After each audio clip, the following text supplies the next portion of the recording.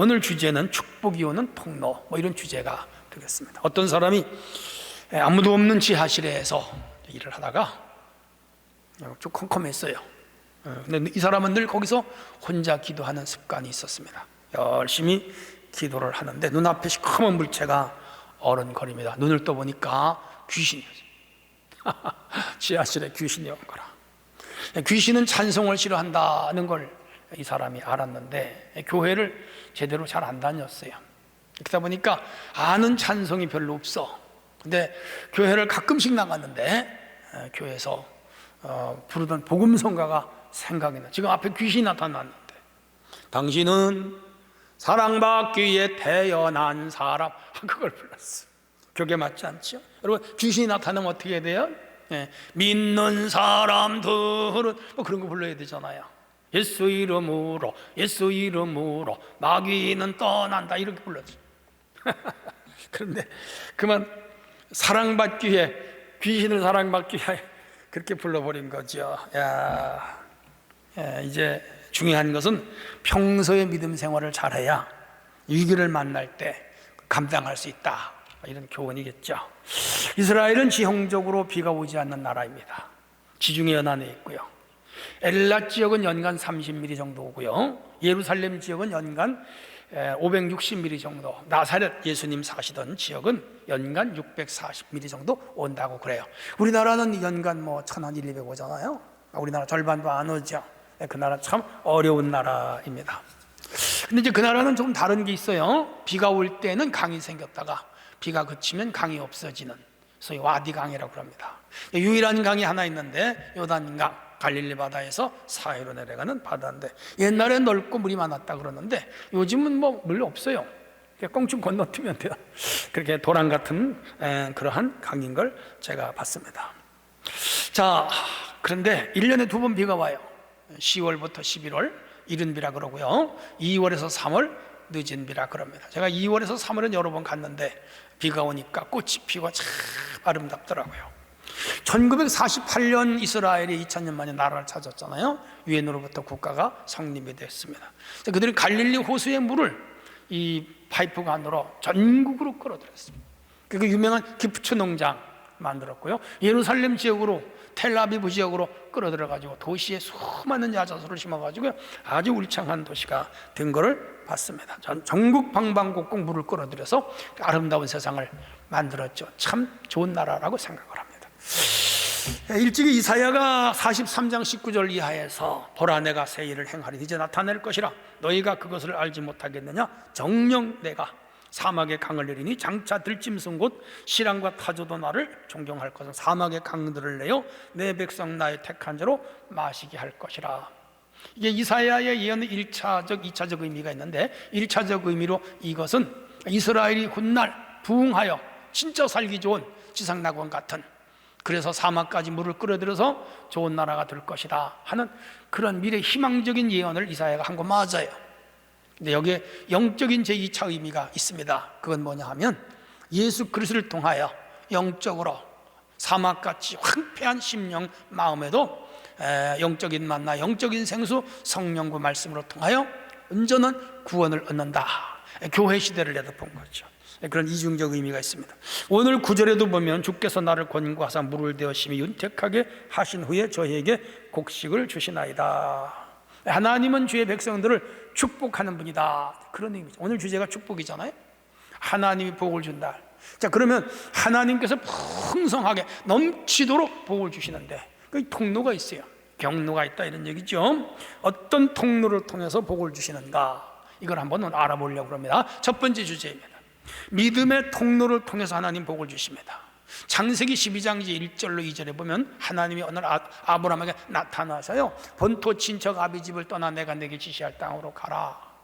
근데 아브라함이 하나님 말씀을 듣고 말씀을 따라 떠나갔다. 자, 그렇게 되면 너에게 복을 주어 내 이름을 장대하게 하리니 너는 복의 근원이 된다. 그러니까 아브라함이 하나님의 말씀을 들을 때 복의 근원이 되고 복을 준다는 걸 믿고 간 거라.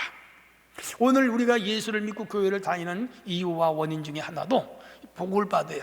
저는 우리 성도들이요 복을 받길 원해요. 영적인 복과 육적인 복과 물질의 복과 관계의 복을 받길 원하고, 자녀의 복과 사업의 복과 직장의 복과 일터의 복과 이런 복을 다 못 받아도 영적인 복을 받아야 돼요. 하나님의 복이 여러분 위에 임하시기를 바랍니다. 그래서 아브라함이 쫓아갔어요. 히브리서 11장 8절에 보면 아브라함의 믿음에 대해 이렇게 설명을 합니다. 믿음으로 아브라함은 부르심을 받았을 때 순종하여 장래 받을 땅으로 나갈새 갈 바를 알지 못하고 갔다. 하나님이 아브라함을 부를 때 어느 쪽으로 가라, 어느 지역으로 가라, 어떤 곳에서 살아라, 그거 없어요. 그냥 가라. 근데 단 하나, 복을 준다. 순종하면, 따라하면 복을 준다. 그거 하나 믿고 말씀을 믿은 거죠. 신앙은요 이렇게 하나님 말씀을 믿는 거죠. 그리고 그 믿음을 실천하는 거죠. 복을 받아. 히브리 11장 1절로 40절에 보면 믿음의 조상들의 이야기가 쫙 한 30명 기록돼요. 아벨도 믿음으로, 노아도 믿음으로, 에녹도 믿음으로, 아브라함도 믿음으로, 이삭도 믿음으로, 야곱도 믿음으로, 사라도 믿음으로, 요셉도 믿음으로, 다윗도, 사무엘도, 삼손도, 입다도, 다 믿음으로, 기드온, 드보라까지 나와요. 믿음으로 했어. 큰 인물이 됐고 크게 쓰임 받았고 큰 복을 받았지. 저는요 우리 성도들이 큰 복을 받기를 원해요. 그런데 믿음이 있어야 돼. 큰 믿음을 소유하기를 주의 이름으로 부탁합니다. 이 믿음은 중요한 거예요. 조선시대 영조 때 이재라는 이름난 학자가 있는데, 이재는 일찍이 아버지를 여의었고요 어머니 품에서 자랐습니다. 이재가 12살이 됐습니다. 근데 그의 삼촌이고 당시 정치가였던 이만성이라는 사람이 있어요.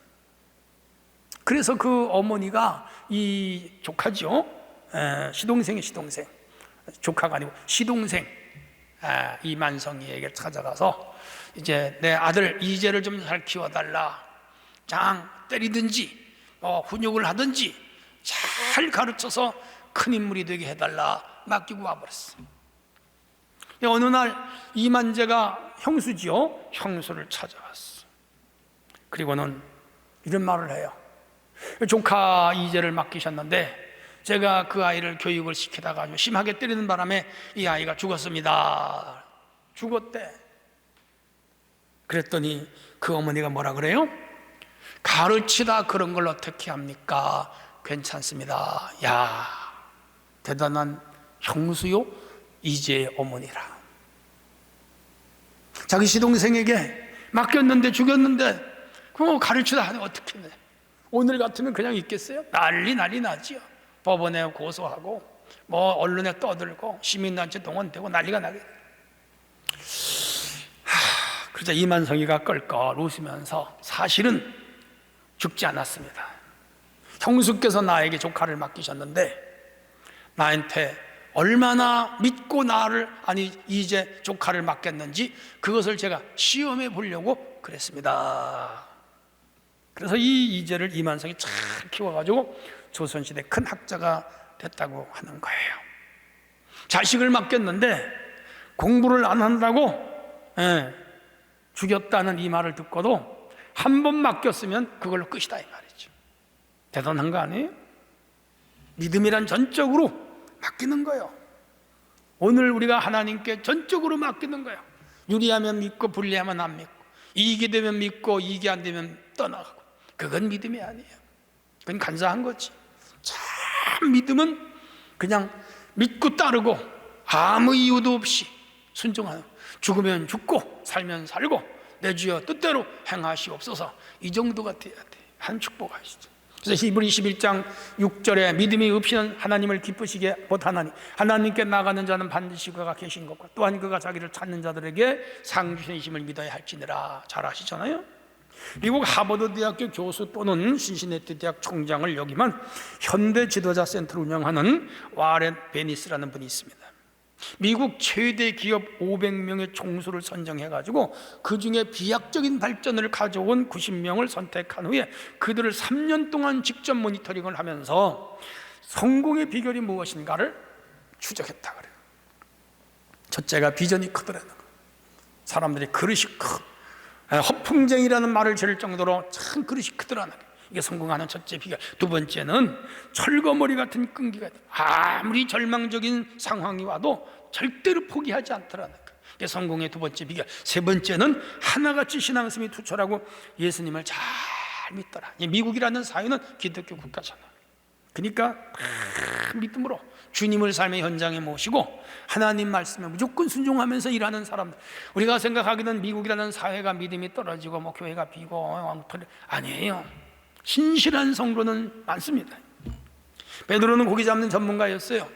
고기를 못 잡았어요. 아침에 예수님이 오셔서 배를 빌려 쓰시고는 그리고 깊은 곳에 가서 그물을 내려라. 이 베드로는 그 말이 믿어지겠어요? 자기 전문가인데, 내가 뱃사람인데, 예수님은 젊은 청년인데 고기 한 마리 잡아봤어요? 말도 안 되는 소리 하지 마세요 하고 불순종할 수가 있는데, 아니요, 베드로는 말씀에 의지하여 내가 그물을 내리게 즉각 순종하잖아. 그래서 두 배가 가라앉을 정도로 많이 잡았다. 만선의 축복이라고 그러죠. 성도로 복 받기를 원해요? 진짜 큰 복을 원해요? 복이란 말은 형통이란 말이잖아요. 형통하기를 원해요? 맞아요. 믿음이 있어야 돼요. 여러분, 큰 믿음을 갖기를 주의 이름으로 축원합니다. 두 번째 주제, 끈질긴 기도를 통해서 복이 와요. 놀라워요. 복이라는 히브리 단어를 베레카라는 말이 뭔가 하면 무릎을 꿇다, 그래, 하나님 앞에 무릎 꿇다, 복종을 의미하고 동시에 기도를 의미해요. 하늘로부터 내려오는 하나님의 축복을 끈질기게 무릎을 꿇고 기다리고 빌고 구하는 거죠. 간구하는 것이죠. 그때 하나님이 복을 주시는 거예요. 엘리야의 기도는 유명하죠. 그 땅에 아합 임금이 우상을 숭배함으로 하나님께서 재앙을 내려요. 3년 6개월, 개월수로 42개월 비가 안 와요. 산천초목이 다 타들어갔지. 사람들이 막 죽어가고 가축들이 떼죽음을 당했지. 그런데 엘리야는 사렙다 과부의 집에서 3년 6개월 피신시켜서 무사히 살아났죠. 돌아왔어요. 갈멜산으로 왕과 백성들을 모았어요. 당신들이 믿는 바알이 진짜 신이면 그를 믿고 내가 믿는 하나님이 진짜 신이면 하나님을 믿으라. 단 하늘에서 불을 내려주는 신이 진짜다. 그렇게 해서 이 바알의 제사장들이 불이 내려오게 해달라고 종일 갈멜산에 춤을 추고 자해를 하고 별짓을 다 했는데 안 돼.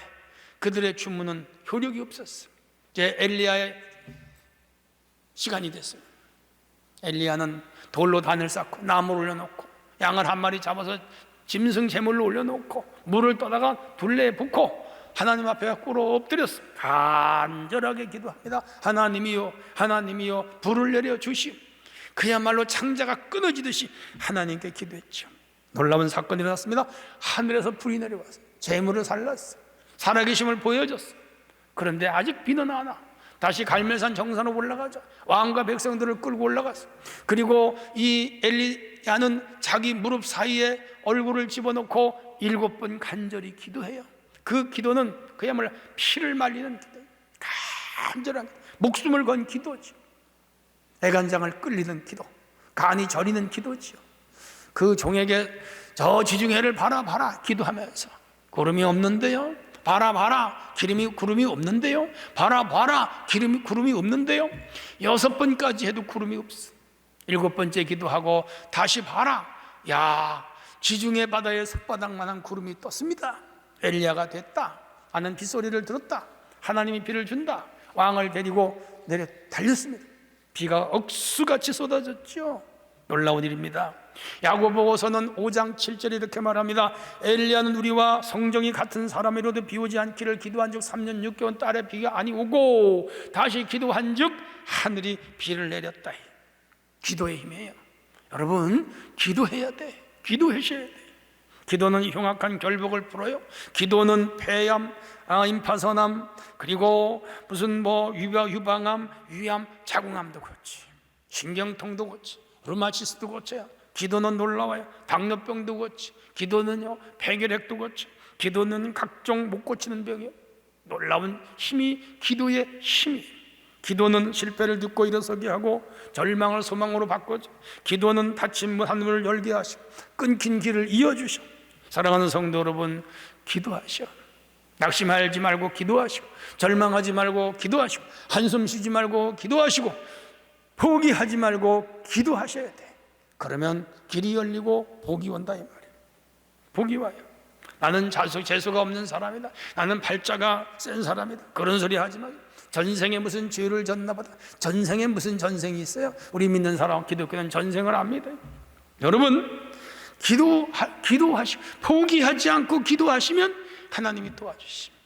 이게 복이 오는 비결이고 복을 받는 비결입니다. 여러분 중에 혹시 자포자기하는 분이 있다면 쓸데없는 생각 다 거두고 이제부터 내가 기도해야 되겠구나 마음에 다짐하세요. 새벽기도 나오세요. 새벽기도 얼마나 좋은지 몰라. 금요철야 나오세요. 얼마나 좋은지 몰라. 작정기도도 한번 해보세요. 금식기도도 한번 해보세요. 정 답답하면 기도원도 한번 가세요. 열심히 기도하기 시작하면 그날부터 우리 하나님은 역사하십니다. 윤석전 목사님이라고 계시고 저쪽에 오리동 쪽에 계시고, 이분은 기도하느라고 잠을 못 자가지고 살이 쫙 빠졌어요. 성도들이 기도하느라고 잠을 못 자 살이 쫙 빠진 그 목사님을 보면 그게 은혜가 된대. 그러면서 재단을 위해서 생명을 걸고 기도하는 목사님, 강단에서 말씀을 증거할 때는 땀이 뒤범벅이 뛰어 온몸에 그냥 땀이 쫙 흘러가지고 옷이 그냥 물을 짤 정도로 그렇게 설교하시는 분. 한 번은 누가 보냈는지 모르는데 설교하는 목사님을 도끼를 들고 올라와서 허벅지를 찍어버렸어요. 피가 나와. 여기 허벅지에서 피가 쏟아. 그런데도 이분은 병원에 갈 생각하지 않고 예배를 끝까지 다 인도했어요. 땀을 흘리면서 설교를 하고 그 자리에 쓰러졌어요. 성도들이 그걸 보고 그 리더십을 인정했어. 대단한 분이다.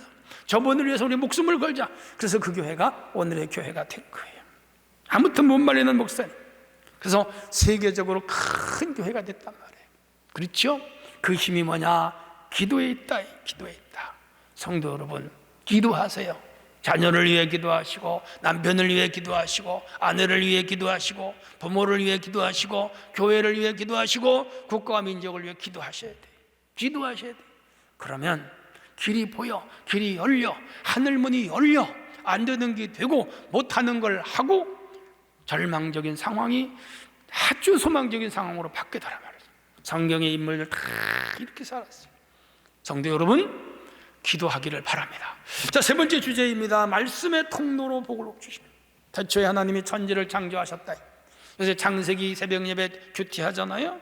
빛이 있으라, 빛이 있었어. 태양아 있어라, 태양이 생겼어. 금수초모가 생겨라, 다 생겼어. 자, 하나님께서 말씀으로 가라사대. 태초에 로고스가 계시느라. 하나님이 말씀으로 세상을 창조한 거죠. 아브라함이 말씀을 쫓아갔습니다. 야곱이 하나님 말씀을 따라 움직였습니다. 바울이 하나님 말씀을 따라 움직였습니다. 구약의 위대한 기라성 같은 선지자들 다 하나님 말씀을 따라 움직였습니다. 하나님이 가라 하면 가고, 서라 하면 서고, 하라 하면 하고, 하지 말라면 하지 않았어요. 참 신앙은 말씀을 쫓는 신앙. 자기 생각, 자기 뜻, 자기 방법, 자기 계획, 자기 목적, 자기 철학, 자기 신념으로 사는 건 믿음이 아니에요. 그냥 하나님의 말씀 무조건 순종해야 되는 거라. 마치 국가의 복과 같아. 하나님의 말 무조건 순종해야 복이 와. 나만 장군이 있었어요. 아람의 장군이에요. 백전백승하는 유명한 명장. 문둥병이 걸렸어. 죽을 날만 기다려. 한 집에 산 계집종이 안타까워. 사마리아에 가면 엘리사가 있는데 그 선지자 만나면 병을 고치겠다 그랬어요. 그 소식을 듣고 이 나만은 여러 가지 수속을 밟아서 머나먼 사마리아로 왔어요. 엘리사네 집 문턱까지 왔어. 문마당에 섰는데 엘리사는 나오지 않고 종이 나와서 우리 주인이 그러시는데 요단강에 가서 7번 씻으랍니다. 기분 나빴어. 화가 났어. 내가 어떻게 여기까지 왔는데, 내가 아람에서 어떤 사람인데, 내가 잃어버린 별이 4개인데 교만했어. 우리 다메섹 강과 그쪽에 맑은 강이 있는데, 바르발 강인가 있어요. 거기 가면 더 맑은데 이 부연 요단강에 가란 말이요. 기분 나빴어. 돌아갈래. 나 문둥이를 죽을래. 안타까워요. 이때 그의 하인 한 사람이 말하기, 그거 뭐 어렵습니까? 여기까지 왔는데, 요단강에 씻으랬는데 가서 한번 씻어보세요. 그러면 낫는 되지 않습니까? 그래서 하인의 말을 듣고 요단강에 가서 7번 씻었더니 진짜 깨끗해져. 어린아이 살처럼 그래서 이스라엘의 흙을 퍼가지고 가서 죽을 때까지 하나님을 믿었다는 이야기가 성경 열왕기하서 5장에 있잖아요. 그가 자기 생각, 자기 주장을 버리고 선지자의 말씀을 따라 요단강에 들어가니까 병이 났잖아요. 이게 말씀의 위력, 말씀의 능력, 말씀의 권능, 말씀의 권세가 되는 거예요. 미국 살레서서 고등학교 졸업을 앞둔 어떤 학생이 자기 아버지한테 내가 명문대학에 들어가게 됐으니 아버지 나에게 선물 하나 주세요. 아버지 큰 부자였어. 그래, 내가 제일 좋은 스포츠카 한 대 사주겠다. 그래, 졸업식장에 아버지가 차를 몰고 올 줄 알았는데 차도 안 가지고 키도 안 가져왔어. 그리고 아버지가 성경책 한 권을 포장해가지고 야, 이 성경을 읽으면서 살아. 이 아이가 화가 났어. 그래서 집에 돌아오지 않고 방황했어. 근데 아버지가 어떤 사고로 돌아가셨어. 그래서 아버지 울면서 빈소에 가서 슬피 울어, 이 아들이. 근데 아버지가 졸업식장에 자기를 위하여 성경책을 사가지고 거기 생각나서 이제 아버지 돌아가시고 나니까 그게 그리워. 그래서 성경책을 쫙 펴보니까 그 속에 어마어마하게 많은 수표 한 장이 들었어요. 최고급 차를 사고도 남. 그러면서 얘야, 이 차도 타고 이 성경을 삶의 기준으로 삼고 열심히 살아라. 그 아이는 그 성경책 속에 아버지가 수표 놓는 걸 모르고 성경책만 보고 아버지를 오해했지. 여러분, 하나님의 말씀은 우리에게 기적을 가져와요. 거액의 수표 한 장이 문제가 아니에요. 우리 인생을 책임져요. 우리 삶을 책임져요. 우리가 구하지 아니한 것까지도 다 준비하고 주시는 것. 단 말씀에 순종하는 자에게 엄청난 축복이 임하는 것을 믿으시기를 바랍니다. 할렐루야. 요한계시록 1장 3절에 보면 내 말씀을 읽는 자와 듣는 자와 지키는 자가 복이 있다. 신명기 11장 8절 9절을 보면 그러므로 내가 오늘 너에게 명령하는 모든 명령을 지키라. 그리하면 너희가 강성할 것이요 너희가 건너가 차지할 땅에 들어가 그것을 차지할 것이며 여호와께서 너희 조상들에게 맹세하여 그들과 그들의 후손에게 주라고 한 땅을 젖과 꿀이 한 땅에서 그 날이 너희 날이 장구하리라. 오래오래 산다는 거예요. 성도 여러분, 장 순종하세요. 이 말 저 말 듣지 마세요. 세상 말 듣지 마세요. 친구 말 듣지 마세요. 오직 성경 말씀을 들어요. 교회에서 목사님들이 증거하시는 전파되는 말씀을 들으시고 여러분 성경에 기록된 말씀을 들으시고 성령에 감동하시는 계시되는 말씀을 들을 때 그 말씀을 실천할 때 기적이 일어나는 거지. 우리 모두 말씀을 따라 살기를 축원합니다. 하나 더 말씀드리면 성령의 통로로 복을 주십니다. 에스겔 47장에 보면 에스겔이 환상을 보는데 이 성전 제단 아래 오늘로 말하는 강대상이에요. 여기서 샘물이 솟아나오는데 맨 처음에 에스겔의 발목을 적시고 그 물이 무릎을 채우고 그 물이 허리까지 올라오고 그 물이 어깨까지 그 물이 그냥 자기 머리까지 넘쳐버렸어. 물에 잠겼어. 헤엄을 치지 않고는 나갈 수 없을 정도로 엄청난 물이 흘러넘치는 환상을 봤습니다. 이 환상은 1차적으로 이스라엘의 회복을 의미하는 것이고 2차적으로 교회 시대의 도래와 성령 시대의 도래 그리고 하나님 나라가 확장될 것을 내다보는 엄청난 계시적인 환상을 이 에스겔이 봤습니다. 실제로 예수님이 오셨습니다. 오순절날 성령이 임했습니다. 그렇게 해서 이 성령은 전 세계로 바람처럼 불처럼 기름처럼 생명수처럼 비둘기처럼 내리면서 퍼져나갔습니다. 우리 성도들 다 지금 성령 안에 있잖아요.